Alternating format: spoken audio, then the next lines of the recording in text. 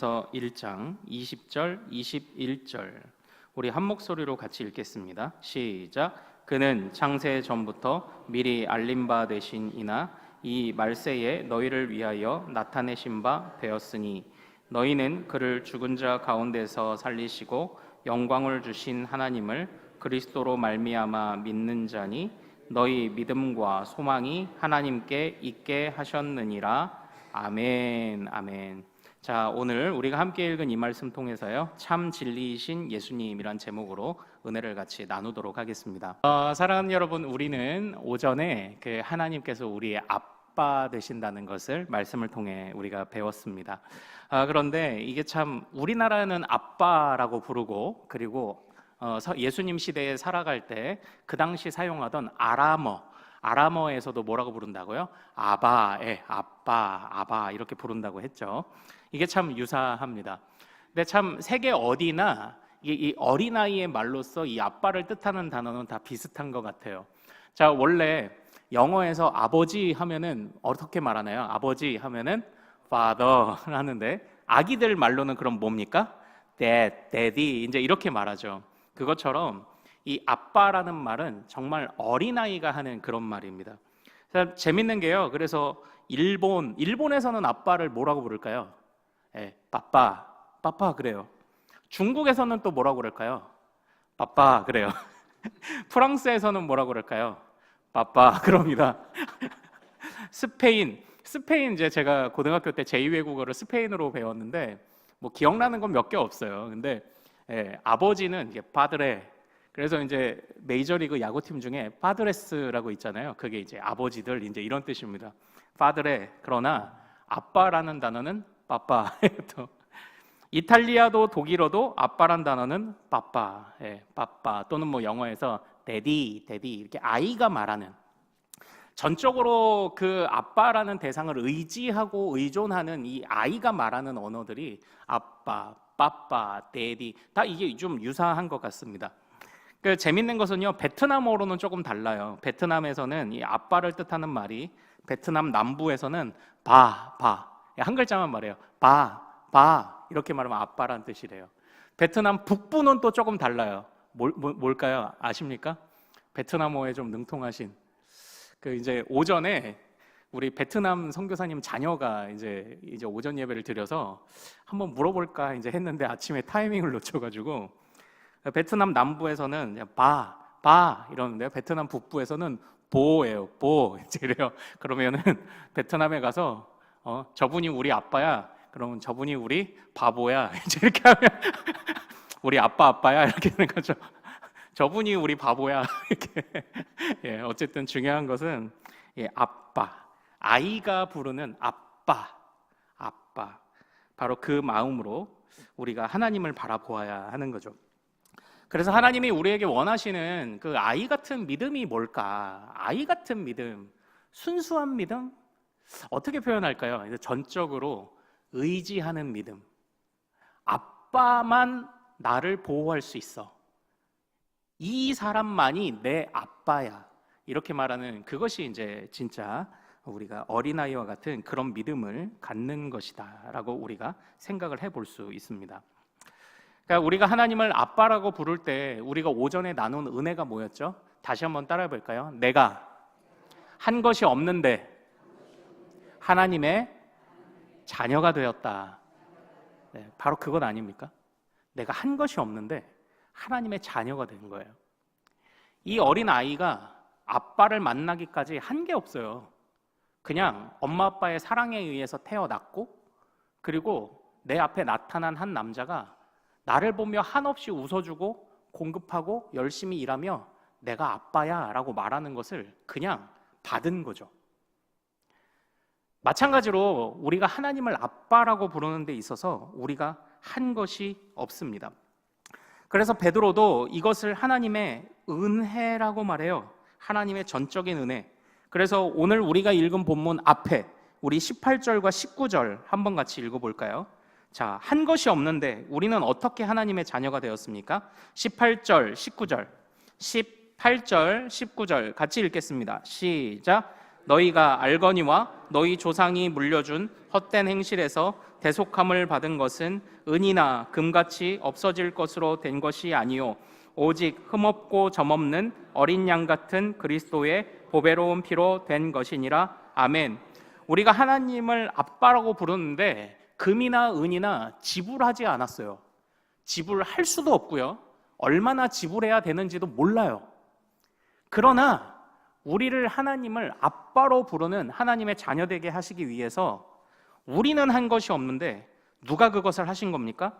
흠없고 점없는 그리스도께서 그 일을 행하신 줄로 믿습니다. 그래서 우리는 그리스도의 은혜로, 내가 한 것은 없지만 그리스도의 은혜로 하나님의 자녀가 되었던 거예요. 그래서 사도 우리 베드로는요, 이제 우리가 하나님의 은혜를 받지 않았습니까? 그래서 그 뒤에 이어서 이 21절까지 이 한 단락을 마무리하면서 이렇게 고백합니다. 우리 20절, 21절을 같이 한번 읽어보죠. 자, 시작. 그는 창세 전부터 미리 알린 바 되신 이나 이 말세에 너희를 위하여 나타내신 바 되었으니 너희는 그를 죽은 자 가운데서 살리시고 영광을 주신 하나님을 그리스도로 말미암아 믿는 자니 너희 믿음과 소망이 하나님께 있게 하셨느니라. 아멘. 우리를 하나님을 아빠로 부르는 자로 만드시기 위해 주님이 그 일을 이루셨는데, 점없고 흠없는 주님이 여기서 이제 점없다라는 것은 그의 삶에서 일반적으로 사람을 평가할 때 삶이 완벽하다, 흠없다라는 것은 하나님 앞에서도 재물처럼 깨끗하다, 이제 이것을 의미합니다. 그러니까 하나님과 사람들 앞에서도 완전한 자로 사셨던 그 예수님 때문에 우리가 그 은혜로 하나님을 아빠라고 부르게 되었는데, 그 예수님은 어떤 분이에요? 세상에 창세전부터 계셨대요. 사실상 예수님이란 분을 만난 사람들은 언제 사람들입니까? 이 서기 1년대 1세기 사람들인 거예요. 서기 1년부터 한 30년까지 예수님의 공생애를 만난 사람들이 예수님을 실제 본 거잖아요. 그런데 그 예수님이 언제부터 계신 분이래요? 창세전부터 계셨다. 우리가 이것을 어떻게 이해하면 좋을까요? 하나님이시니까 그건 당연하시겠죠. 하나님이시니까. 그러나 우리는 이 안에서요, 참 중요한 것을 보게 됩니다. 이 안에서 창세전부터 하나님이 우리를 계획하시려는 그 계획이 창세전부터 있었죠. 그런데 그 창세전부터 있었던 계획이 사실은 주님 안에서 그 계획이 세워졌고 우리 예수님 안에서 그 계획이 성취된 것입니다. 우리가 오전 중에 생각해 봤던 것 중에 중요한 것이 무엇이었냐면 하나님은 계획하시면 이루시는 하나님이세요. 즉 하나님이 계획하셨다라는 것은 이것은 그냥 이루어진 것입니다. 특별히 하나님은 시간을 초월하시는 하나님이시죠. 하나님은 시간을 초월하시는 하나님이십니다. 왜 그렇습니까? 하나님은 스스로 있는 자이시기 때문에 과거에도 동일하시고 지금도 동일하시고 미래에도 동일하신 하나님이세요. 시간은 하나님이 만드신 피조물이에요. 하나님은 어떤 피조물에도 매이지 않으세요. 그래서 하나님은 시간을 초월하십니다. 그래서 하나님에게는 시간 개념이 없는 거예요. 아니, 과거에 있던, 현재에 있던 예수님이 어떻게 과거로 가? 그런 의미를, 그런 생각을 아예 가질 수 없을 만큼 하나님은 시공간을 초월하신, 그래서 우리가 이렇게 얘기하죠. 무소부재하신 하나님이시다. 계시지 않는 곳이 없고 그리고 계시지 않는 때가 없는 바로 그런 하나님이시라는 겁니다.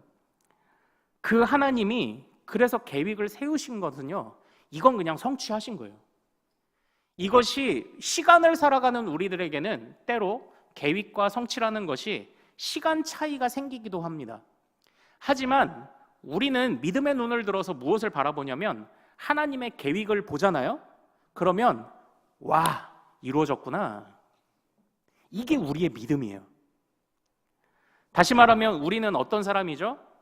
시간을 살아가는 세상 사람들의 눈으로 사는 사람이 아니라 하나님의 관점으로 살아가기 때문에 하나님이 계획하시면 그냥 우리는 이루어졌다 생각하고 사는 겁니다. 이루어졌다 믿고 사는 겁니다. 우리 또한 시간과 공간을 초월하는 하나님의 눈으로 그렇게 살아가는 겁니다. 하나님이 창세전부터 예비하신 것을 이루셨습니다.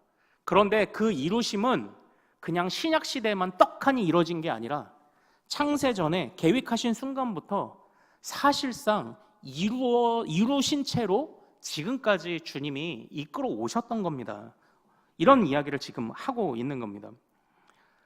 그래서요, 저는 이런 관점에서 그 하나님을 바라보다 보니까요, 우리 이스라엘 백성들이 애굽을 탈출할 때 어느 바다가 갈라져서 마른 땅을 건넜죠? 홍해 바다가 갈라졌습니다. 홍해 바다가 갈라졌는데 사도 바울은 그 홍해 바다가 갈라진 사건을 세례라고 본 거예요. 그러니까 물 속에 담겼다가 나오는데 이 홍해 바다의 사람들이 길을 건너는 게 이렇게 멀리서 보면은 이 수평선을 보면 사람들이 들어갔다가 나오는 것처럼 이제 보이는 것 아닙니까? 그래서 이거를 세례로 본 거예요. 홍해를 건넌 사건을 세례로 보았다. 다시 말하면 지금 이 출애굽 사건을 구원의 눈에 보이는 하나의 중요한 사건으로 지금 보고 있다는 겁니다. 자, 그런데 우리가 믿는 바가 무엇입니까? 그러면은 구약 시대는 하나님이 양 잡아서 구원하게 하신 거고, 구약 시대는 바다 건너게 하신 거고, 그겁니까? 지금 그 이야기를 하는 것이 아닙니다. 구약 시대의 사람들이 홍해를 건너간 것이 오늘날 우리가 받은 세례와 동일하고, 다시 말하면 구약의 때와 신약의 때는 구원의 방법이 다르지 않아요. 똑같은 겁니다. 구약에서 양과 소를 잡을 때에도 예수님의 죽으심을 바라보며, 왜 그렇죠? 하나님은 계획하시면 이루어지신 것이나 다름이 없기 때문에 구약에 드리는 모든 제사는 사실상 예수님을 바라보며 드리는 그런 제사였던 겁니다. 그래서 구약 사람들에게도, 구약에도요, 하나님은 동일하게 예수의 은혜로 그들을 구원하고 계셨던 거예요. 창세전부터 계획하신 대로 계획을 이루시는데 계획과 성취는 주님 안에서 동일한 것이기 때문에 그것을 이루고 계신 겁니다. 그래서요, 하나님의 구원은 확실하죠. 홍해 바다를 이스라엘 백성들이 건널 때 이스라엘 백성들이 다 건너기 전까지 그 바다는 닫히지 않았어요. 하나님의 구원은 완전히 이루어지는 것입니다. 홍해 바다를 건너기까지 언제 닫혔죠? 하나님이 버리시기로 작정하신 애굽의 군대가 바다 가운데 들어왔을 때 비로소 닫혔지, 하나님이 그 홍해 바다를 건너게 하시는 이스라엘 백성의 마지막 사람이 건너기까지 그 바다는 닫히지 않았어요. 하나님의 구원은 확실하며 반드시 성취되는 거예요. 그 놀라운 구원을 이루신 예수님이 창세전부터 세상 끝날까지 역사하고 계시는 겁니다. 시공간을 초월하여, 그래서 우리 모든 인류는 바로 그 예수님에 의해서 우리는 그 구원을 받고 있다라는 것입니다. 그래서 예수님께서요, 자기 자신을 어떻게 드러내셨나요? 나는 길이요 진리요 생명이라고 드러내셨습니다. 예수님이 진리라는 것은 어떤 의미를 가지고 있는 걸까요? 예수님이 진리다.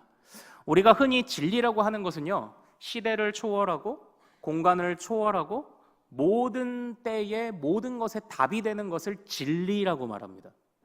그런데 예수님이 바로 그 진리이신 겁니다. 우리는 그 진리이신 예수님 안에서 계획은 이미 성취되고 있으며 하나님의 구원은 그 구원하기로 작정하신 마지막 사람이 온전히 구원받기까지 여전히 그 구원의 문은 활짝 열려 있으며, 하나님께서는 예수를 통하여서 우리에게, 한 것이 없는 우리에게 자녀되게 하시고 그 자녀로 살아가게 하시는 모든 은혜를 하나님이 부어주실 거다, 예수를 통해 부어주실 거다라는 그 선하신 약속이 하나님은 진리이십니다라는 그 고백 안에 있어요. 그래서 우리 믿음의 선배들은요, 하나님이 진리이시다라는 것에 감격해서 다른 것은 필요 없구나, 하나님이 우리에게 허락하신 예수님 외에 다른 것이 필요 없구나를 그렇게 고백하며 살았다는 것 아니겠습니까? 사랑하는 여러분, 참으로 이 예수님께서 오늘날 우리에게 이렇게 우리를 이끌어 가시는 것, 이것이 오늘 우리의 삶도 주님께서 평안으로 안식으로 바꾸시죠. 왜 그렇습니까? 우리는 이 베드로 전서를 보면서 중요하게 보았던 것이 있어요. 지지난주에 이제 그런 말씀을 드렸습니다. 제가 요즘 이제 우리 뭘 배우고 있다고 했죠? 유튜브 보면서 마사지를 배우고 있다고 했잖아요. 예. 어깨가 아픈 것은 어깨 때문이다, 아니다? 아니다. 예. 어깨 아프면 어디를 풀어준다? 인중을 풀어준다. 기억나세요? 예. 어깨 아픈 건 인중 때문이다. 예. 그리고 골반이 삐뚤어진 거는 골반 때문이 아니다. 어디 때문이다? 종아리 때문이다. 제가 요즘 아주 그걸 보면서 계속 이제 배워보고 있는 거예요. 그것처럼 원인과 분석이 정확해야 올바른 처방이 내려진다고 했습니다. 어깨 아픈데 그래서 이 진통제만 맞는다고 되는 게 아니에요. 원인을 찾아가서 근본적으로 치료해야 되는 거죠. 이 세상에 일어나는 모든 아픔들과 문제들의 원인이 뭐예요? 그것은 주님과 멀어졌기 때문인 겁니다. 그런데 그 멀어진 것을 누가 회복하셨다고요? 예수 그리스도가 회복하신 줄로 믿습니다. 그래서 예수님 안에서 예수님이 모든 진리가 되시는 이유가 거기 있어요. 이 세상의 모든 문제에 답이 되시는 이유가 거기 있다고요. 주님과 멀어졌기 때문에 발생하는 이 세상의 수많은 문제들을 주님과 가까이 하게 됨으로 해결하시는 그 은혜가 바로 예수님이 우리에게 보여주신 은혜예요. 내가 한 게 없는데도. 바로 그런 것 아닙니까? 그런 것. 그래서 그 예수님을 통해서 우리는 진정한 아버지를 경험하게 됩니다. 내가 내 인생을 맡겨도 좋은 그런 아버지를 경험하게 되는 것입니다. 그래서 제가 이제 저희 아이가 어릴 때 그 아빠를 보면은 막 들썩들썩 했다고 그랬잖아요. 그런데 한동안 아빠를 봐도 들썩들썩하지 않았던 때가 있어요. 그때가 언제냐면 이게 좀 모든 아빠들이 그럴 텐데 저도 이제 좀 짓궂어가지고 저희 첫째가 이게 뭐 먹다가 이게 애기들한테 아빠 한 입만 하면은 주는 애기가 있고 안 주는 애기가 있잖아요. 여러분들의 자녀들은 어떠셨습니까? 저희 첫째는 잘 줘요. 그러면 자기가 하나나마 있어도 그걸 주더라고요. 애기 때. 요즘은 안 줘요. 엊그저께도 같이 과자 이렇게 나눠 먹는데 아빠 과자 좀 줘 그랬더니 한 개씩 이렇게 줘요. 한 뭉텅이 줘. 근데 아니 한 개씩 줘. 근데 어쨌든 어릴 때는 잘 줬어요. 그러면 잘 주더라고요. 그러는데 이제 제가 좀 짓궂어서 로아야 아빠 아이스크림 한 입만 줘. 그러면 아이스크림 이렇게 주잖아요. 그런데 제가 짓궂어서 장난을 어떻게 쳤냐면 이렇게 했어요. 이렇게 막 하니까 아빠가 다 먹는 줄 알고 이런 일이 반복되다 보니까 애가 짜증을 내기 시작하는 거예요. 애기 때, 어릴 때. 그래서 이제 저희 아내가 진지하게 애기한테 너무 장난을 치지 말아라. 애가 아빠를 이제 싫어한다. 그래서 사실상 서먹서먹해지는 거예요. 아빠가 와도 들썩들썩 안 하는 거죠. 왜죠? 아빠는 다 뺏어 먹는 사람 이렇게 돼버리는 겁니다. 뭐 사실은 아니지만 이제 그런 거죠. 그러나 사랑하는 여러분, 때로는 우리도 하나님을 바라보며 그런 생각을 할 때 있지 않습니까? 하나님은 짓궂으시다. 짓궂으신 것 같다. 지금 내가 이것도 어렵고 저것도 어렵고 이것도 힘들고 저것도 힘든데 왜 하나님은 당장에 해결을 안 하시지?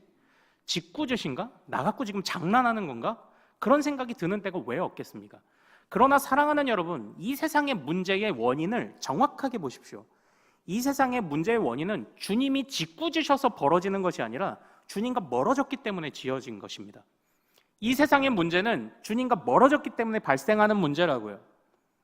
그렇기 때문에 주님의 침묵이 원망스러운 것이 아니라 우리가 주님과 떨어져 있는 것이 사실상 더 무서운 겁니다.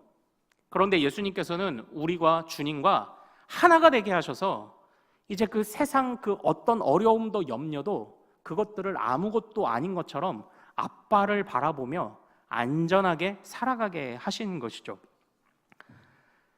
그래서 우리 주님께서 우리를 위하여 예수 그리스도가 우리에게 베푸신 은혜, 예수 그리스도가 죽으셨을 때 성전에 가장 제일 깊은 곳, 지성소를 가로막아 구분하던 무엇이 찢어졌죠? 휘장이 찢어졌습니다. 그런데 우리는요, 예수님께서 죽으실 때에 휘장이 찢어졌다라는 것을 생각하지만 또 하나 생각해야 할 게 있어요. 하나님과 멀어진 첫사람 아담과 하와가 에덴에서 쫓겨나게 되었을 때 에덴은 누가 지키고 있었나요? 천사들이 화염검으로 지키고 있었어요. 그 에덴 동산의 가장 중요한 특징은 주님과 동행하는 것이었습니다. 그런데 범죄한 자들은 주님과 함부로 동행하지 못하도록 화염검으로 주님과의 교제를 막고 있었다고요. 함부로 오지 못하게. 그러나 예수 그리스도께서 죽으실 때에 휘장만 찢어진 게 아닙니다. 그 화염검으로 우리가 함부로 주님께 나갈 수 없었던 그 화염검으로 보호하고 있던 주님과의 교제가 예수 그리스도를 통해 열렸어요. 화염검이 깨뜨려진 거예요. 그것을 통해 우리가 주님을 아빠라 부를 수 있게 되었고, 주님과의 관계 회복을 통해서 비록 지금은 하나님 앞에 아뢰는 제목들이나 어려움들이 더디게 이루어지는 것 같더라도 우리는 하나님을 아빠라 부르며 안식하고, 또 주님께는 뭐라고요? 계획하시면 이루어지는 거예요. 주님은 시간을 초월하시죠. 우리도 그런 눈을 가지고 주님 안에서 이 삶의 어려움과 고난들을 아무것도 아닌 것처럼 여기며 살아가는 지혜를 예수 그리스도를 통해 얻게 된 거죠. 이것이 베드로가 우리에게 가르쳐주고 있는 그런 고백 아닙니까? 그래서 사랑하는 여러분, 우리 21절을 다시 한번 읽어보죠. 21절에 중요한 단어를 한번 찾아보세요. 21절.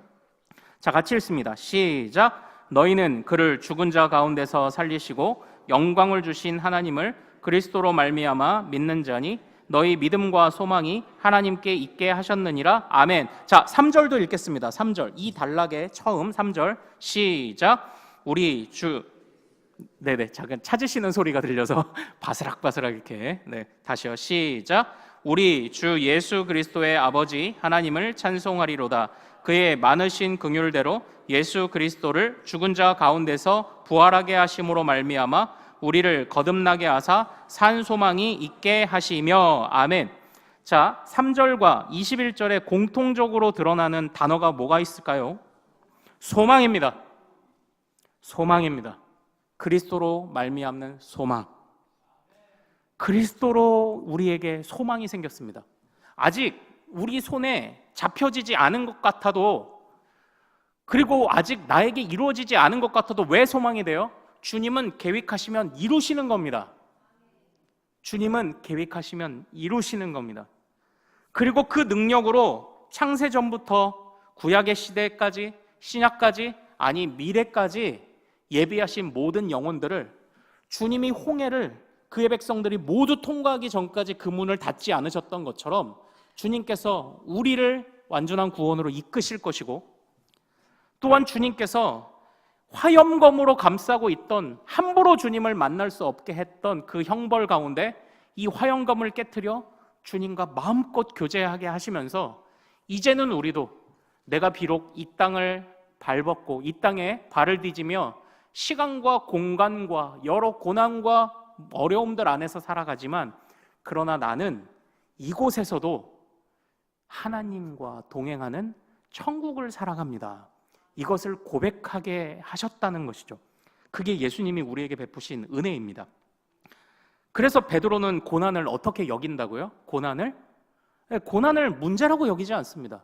오히려 우리가 덜어내야 될 것들을 보게 하는, 우리가 무엇을 덜어낼까? 우리가 어떻게 하나님과 가까워질 수 있을까를 고민하고 가르쳐주는 그런 재료일 뿐이라고 그렇게 말하고 있는 것입니다. 그래서 사랑하는 여러분, 이 모든 일이 누구에게서 가능했습니까? 바로 예수 그리스도를 통해 가능했다라는 것입니다. 주님께서 우리에게 예수 그리스도를 주셔서 그 예수 그리스도 안에서만 산 소망을 갖게 하셨다.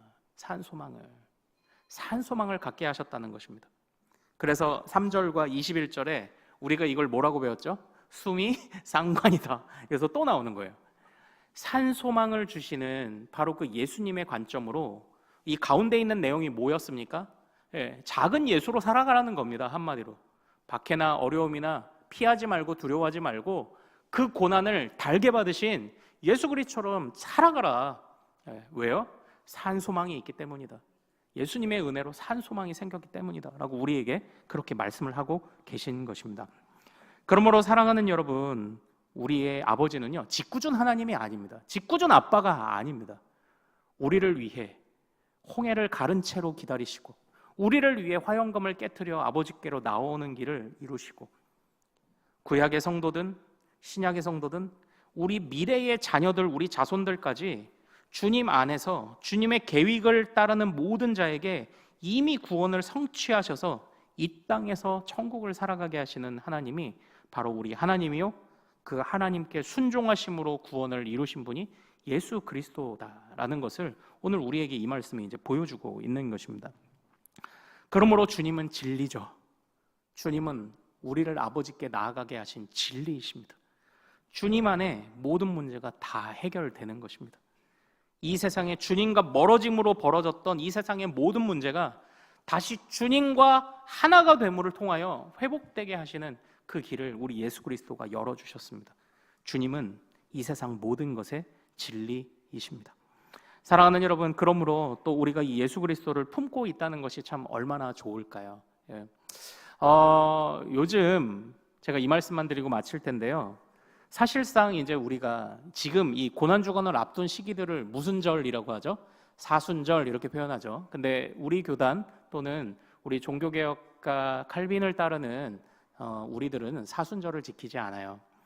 그 당시에 사순절 지키면서 금식하게 만들고, 예수님의 고난을 생각하는 거 좋겠죠. 근데 금식하게 만들고, 그리고 금식을 하려다 보니까 힘들잖아요. 무려 40일을 금식을 해야 되는데, 그러다 보니까 꾀를 낸 게 뭐냐면 금식하기 전날에 아주 그냥 흠씬 먹어요. 그래서 사육제라고 해서 그때에 흠씬 먹는 축제를 벌이고 그때부터 금식이 들어가는 겁니다. 마치 뱀처럼, 그럴 수 있는 것도 아니면서 뱀처럼 우리 이제 금식하는 거니까 우리 한 번에 흠씬 먹어두자. 그래서 흠씬 먹고 그러고 나서 금식을 또 하는데, 이 금식을 안 하면 또 정죄해. 이렇게 이제 그 사순절이라는 것이 성경에서 명한 절기도 아니요, 그리고 자꾸 변질되는 모습을 보면서 우리 종교개혁가들이 그것을 금한 겁니다. 그래서 예수 그리스도의 고난을 기념하고 동참한다는 게 뭘까를 자꾸 질문을 하는 겁니다. 자꾸 질문을 하는 거예요. 그럼 예수 그리스도처럼 우리도 그냥 금식할까요? 채찍에 맞을까요? 못에 박힐까요? 그러라는 게 아닙니다. 그래서 우리 믿음의 선배들은 뭐라고 했습니까? 예수 그리스도께서 우리에게 허락하신 구원을 기뻐하며 삶에서 고난이 있고 박해가 있고 어려움이 있어도 주님이 우리를 붙잡으셨음과 주님의 계획이 이미 성취된 것을 믿고 기쁘게 살아가십시오.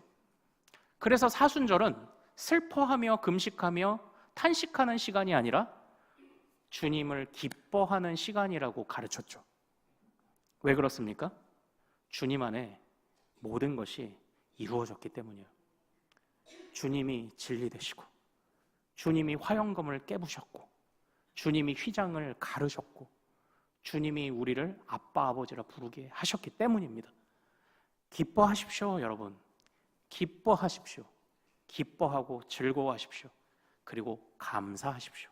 그것이 사순절이라고 말하는 이 기간을 가장 잘 보내는 방법입니다. 그리고 삶의 현장으로 나가서 담대하십시오. 고난과 박해는 나를 무너뜨리지 못한다. 왜 그렇습니까? 하나님께 나는 붙들렸기 때문이다. 이건 하나님과 관계가 회복되면 이 모든 문제는 이제 다 해결되는 거다. 그런 담대함으로 삶의 현장을 그냥 기쁘게 살아가십시오.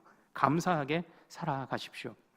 우리 주님께서 행하신 그 위대한 구원을 우리가 그렇게 감사로 여기며 또 일주일을 살아가기를 소망합니다. 자, 우리 같이 좀 찬양하죠.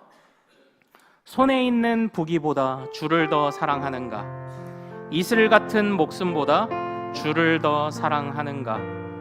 다른 것에 시선 두지 않고 우리 주님께 감사하는 우리 되기를 원합니다. 손에 있는 부귀보다 주를 더 사랑하는가? 이슬 같은 목숨보다 주를 더 사랑하는가? 하는가. 사랑의 빛 잃어가면 주님 만날 수 없어. 헛된 영화 바라보면 사랑할 수도 없어. 잠시 머물 이 세상은 헛된 것들 뿐이니 주를 사랑하는 마음 금보다 더 귀하다. 큰 물결이 뛰놀아도 주를 더 찬양하는가. 큰 환란이 닥쳐와도 큰 환란이 닥쳐와도 주를 더 사랑하는가. 깊은 잠에 빠진 영혼, 깊은 잠에 빠진 영혼 주님 만날 수 없어. 근심 걱정 많은 자, 근심 걱정 많은 자는 찬양할 수도 없어. 잠시 머물 이 세상은 헛된 것들 뿐이니 주를 찬양하는, 주를 찬양하는 마음 금보다 더 귀. 언제 다시 주 오실지, 언제 다시 주 오실지 아는 이가 있는가. 신랑으로 오실 주님 맞을 준비되었는가. 기름 없는 등불 들면, 기름 없는 등불 들면 주님 만날 수 없어. 재림나팔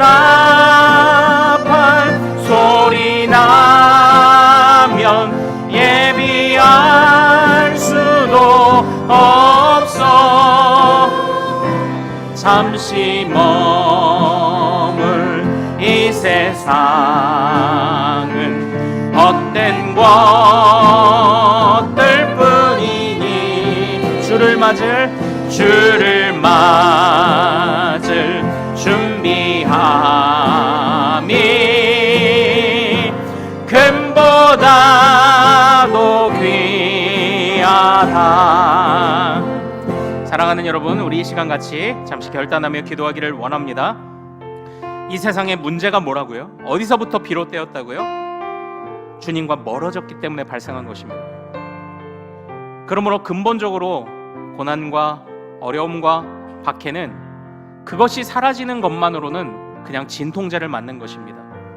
근본적으로 치료하려면 주님께 다시 우리가 엎드려 나아가야 합니다. 그런데 그 문을 예수 그리스도께서 열어주셨다고 합니다. 우리를 아빠 아버지라 부르게 하셨답니다. 한 것이 없는데 주님께서 그 은혜를 허락하셨다고 합니다.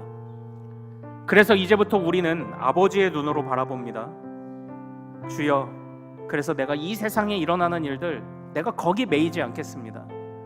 주님이 계획하신 것은 성취된 것이나 다름없고 지금 역사하신 하나님은 창세 때부터 먼 미래까지 주관하시는 하나님이시기에 나도 이 세상에 눈두지 아니하고 하나님의 마음으로 담대하게 살아가길 원합니다. 이렇게 우리가 기쁘고 즐거운 삶을 위하여 어려움 중에도 웃을 수 있고 어려움 중에도 감사할 수 있도록 일주일에 우리의 일평생의 삶을 맡기며 주여 이름 크게 한번 부르고 같이 기도합니다. 주여!